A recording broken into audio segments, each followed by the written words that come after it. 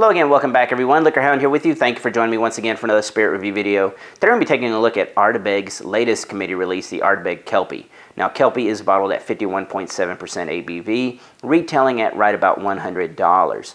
Now, that's actually a really good thing because when I think back to last year's Ardbeg 21, which was a good whiskey, it just wasn't $500 good, and that's what I mentioned in my previous review of it.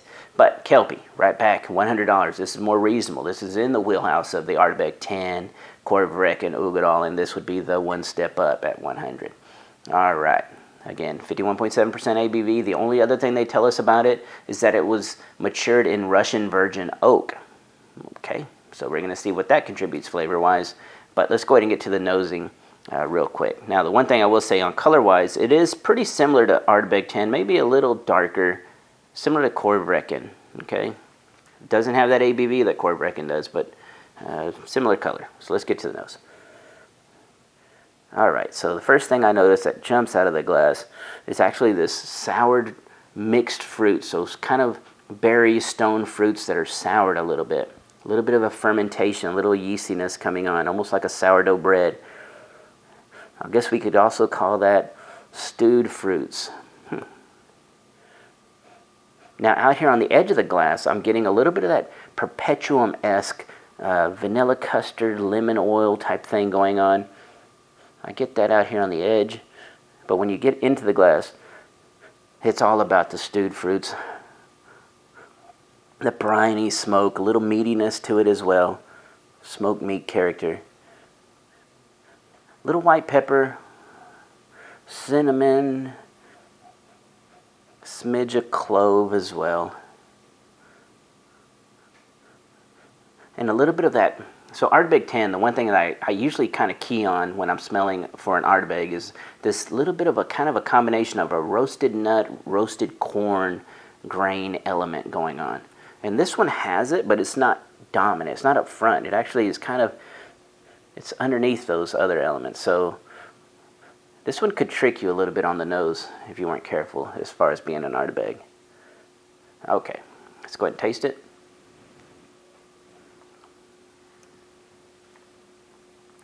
Very, very nice. Good viscosity, medium, just above medium viscosity. Fairly creamy when it enters. Mouth coating. Transitioning. Interesting. So I always like it when a whiskey will transition, which means it enters one way and it kind of takes you down this road with these flavors. But then I like for it to change direction and start adding in flavors, and maybe things change and transition. That's what this one's doing, because when it first enters, it kind of enters like, again, perpetuum-esque with the vanilla, the lemon oil, and it's moderately sweet up front, creamy on the palate. And then immediately, here comes that stewed fruit element right up on top of that and piling on top of that. The briny smoke is in here as well. A little bit of that, again, smoked seaweed is probably what I would go with. Then the cracked white pepper, that cinnamon, the clove that I was picking up on the nose are definitely there on the mid palate, but they're all just very well balanced. They're not, nobody's jumping out and being too much on the cinnamon or too much on the white pepper. Now, a little bit of meatiness to that smoke on the mid palate. I think that the smoke actually kind of transitions on the mid palate. And it transitions one last time because on the back end, you get a little bit of that cigar ash or that tobacco note coming through on the palate of the smoke. A little bit of a bitter dark chocolate as well. It's almost like a cocoa powder on the back end because it's adding a little bit of that chocolatiness, but not sweet. It's a little touch bitter, not in a bad way, and not too drying. That's actually a really good thing.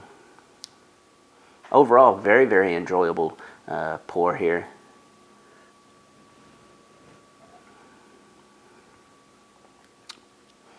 Kind of covers all the really nice bases. It does give you, again, that Ardbeg 10. When you look for it underneath, you do get that roasted nut, little toasted corn quality on the palate. But you have so many other things going on with it that it kind of can get lost in it a little bit. but the smoke, really nice key player in how it transitions throughout.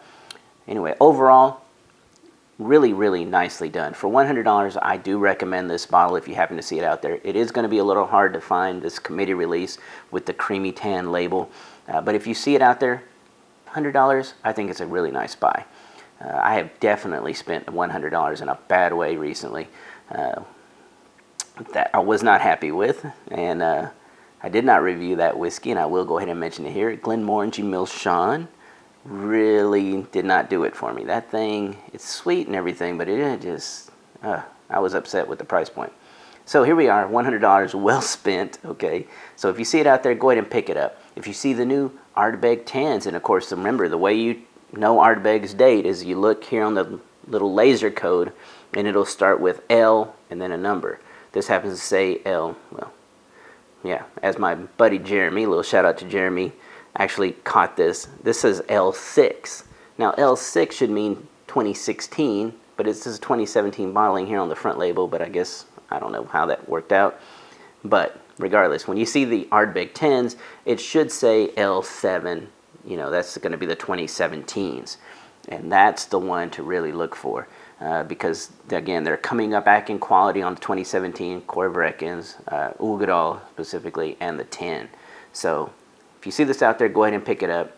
If the standard release comes out following shortly, again, in that darker black or green label, it's going to be lower ABV. It's probably going to be the same price point. I wish they would cut us a little slack on that. But overall, I think it's a really enjoyable whiskey. So, again, thank you for watching. Everybody keep leaving those great comments. I really do appreciate it. Have a good evening and cheers.